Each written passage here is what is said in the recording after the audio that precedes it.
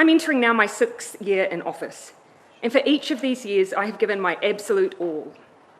I believe that leading a country is the most privileged job anyone could ever have, but also one of the more challenging.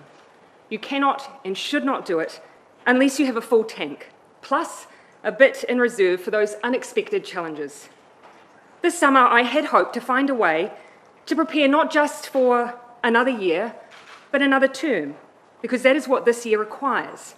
I have not been able to do that. And so today I'm announcing that I will not be seeking re-election, and that my term as Prime Minister will conclude no later than the 7th of February. This has been the most fulfilling 5.5 years of my life, but it has also had its challenges. Test the next election.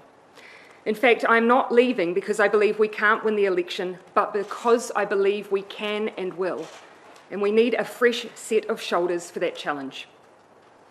I know there will be much discussion in the aftermath of this decision as to what the so-called real reason was. I can tell you that what I'm sharing today is it. The only interesting angle that you will find is that after going on 6 years of some big challenges, I am human. Politicians are human.